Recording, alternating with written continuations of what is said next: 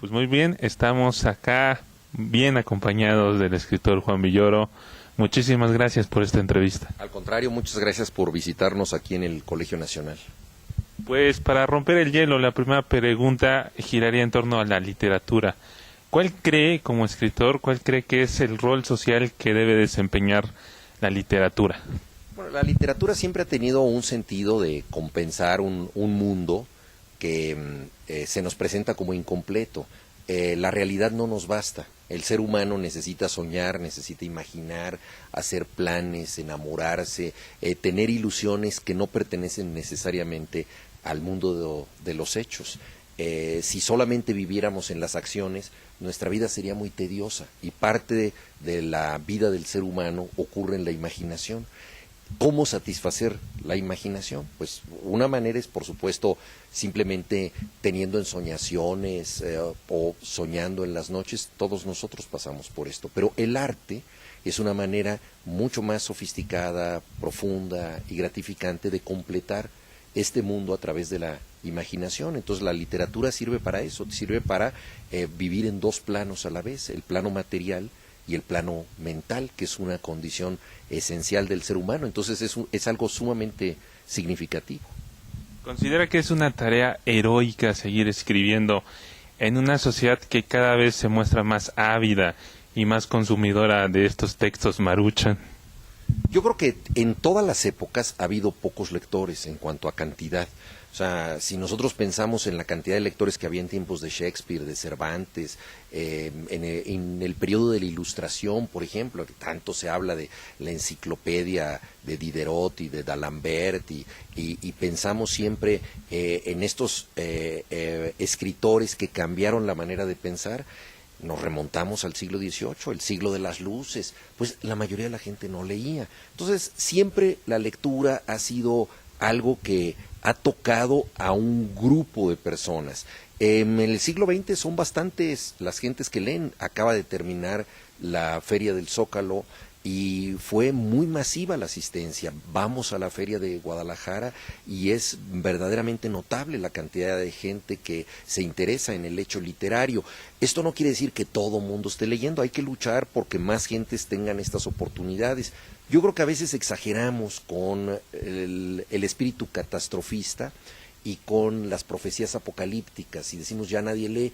No es así. Sociedades de alta tecnología como Japón, por ejemplo, que tienen un acceso prácticamente total a Internet, tienen una conectividad absoluta, no han dejado de leer. Son países que tienen mucha lectura, se pueden complementar todas estas tareas. Entonces yo creo que mientras necesitemos organizar nuestra vida a través de historias, habrá libros, ya sea en un formato de papel o en un formato electrónico o libros futuros escritos en mensajes de Twitter. Quizás suene un poquito insistente, pero en ese sentido, ¿cree que el escritor, el literato, debe ser más accesible en los textos que redacta para que la gente lea más? Yo creo que el escritor no debe pensar en el público de manera deliberada, o sea, no debe tratar de orientar su mensaje hacia el público. Ahora estoy dando unas conferencias aquí en el Colegio Nacional sobre Amado Nervo, que fue el poeta más famoso de su tiempo y tuvo el funeral más concurrido de la historia de México, lo cual dice bastante de nuestro país, porque ni Cantinflas, ni Agustín Lara, ni Chespirito convocaron a tantas personas. Fue un verdadero ídolo popular que murió en 1919. Bueno, este escritor en su última época trató de llegar a la mayoría de la gente a través de poemas cada vez más simples, pero corrió el albur de, al apostar por la sencillez extrema, perder tensión poética, y entonces lo leyeron muchísimas gentes en su tiempo, se convirtió en un autor muy popular, pero luego dejó de ser leído. Es quizá más importante como figura y como leyenda que como poeta. Con esto lo que quiero decir es que cada escritor debe encontrar su registro. Yo escribo en distintos, digámoslo así, tonos. Cuando hago libros para niños, definitivamente tengo que buscar un contacto con un lector que no tiene un nivel cultural muy elevado, pero que es sumamente inteligente. O sea, ahí la difícil sencillez de la literatura infantil consiste en poder estimular una mente muy curiosa y muy exigente, pero que al mismo tiempo no tiene muchas herramientas intelectuales. Cuando escribo teatro, pues tengo que conectar directamente con el público. La emoción que se está transmitiendo en escena, pues no puede esperar a que sea descifrada dentro de 3 meses por un crítico y a la gente le caiga el 20 de lo que pasó en el teatro. Tiene que ser muy directa la comunicación. Cuando escribo periodismo, igual tengo que apostar por la claridad. Pero, por ejemplo, si escribo una novela, ahí puedo tener zonas un poco más complejas que exijan más al lector. Cuando escribo un ensayo, lo mismo. Si estoy escribiendo un ensayo sobre Cervantes, no lo quiero hacer para grandísimos especialistas, pero sí conviene que la gente, si no ha leído todo lo de Cervantes, por lo menos que tenga una idea. Entonces, en mi propia trayectoria yo veo que hay, digamos, como aguas de distinto calado, como una alberca. Hay quien está para nadar en lo bajito, ¿no? En el chapoteadero. Hay quien se puede tirar a lo hondo y hay quien después sale de la alberca y se mete al mar con olas muy bravías, ¿no? Entonces, yo creo que todos estos registros son interesantes y uno como lector de pronto quiere un libro que lo desafíe, que le imponga ciertas exigencias y por otra parte hay momentos en que uno quiere simple y sencillamente estar en compañía de algo que tenga una claridad extrema. Referente al ejercicio periodístico, platicábamos en otra entrevista con el escritor Fabricio Mejía que las escuelas malacostumbran sobre todo en las escuelas de comunicación, malacostumbran a que en el primer párrafo se debe responder a la pirámide estas de preguntas de qué, cómo, cuándo. Y los siguientes párrafos son complementarios. Nos mencionaba su caso, decía que eso era una excepción. ¿Qué se puede hacer para contrarrestar esta enseñanza de que así se debe de escribir? Yo creo que las preguntas del periodismo evidentemente tienen que ser respondidas, ¿no? O sea, nosotros tenemos que saber quién es el protagonista de una noticia, por qué lo es, cómo hizo lo que hizo, cuándo lo hizo, dónde lo hizo. Este tipo de preguntas se tienen que responder. Ahora, hay distinto tipo de periodismo. Hoy en día tenemos un periodismo bonsai, en donde nosotros exclusivamente contamos, en ocasiones, de 3 párrafos para dar una noticia. Ahí tenemos que ser eminentemente sintéticos. Pero cuando ejercemos la crónica, que es un género que a mí me gusta mucho, que me parece muy generoso porque permite darnos un relato de lo real con toda su complejidad, nosotros podemos ir posponiendo las respuestas a estas preguntas. Entonces, también eso se puede manejar de distintas maneras. Yo creo que hay que responder esas preguntas porque si no, no estamos informando.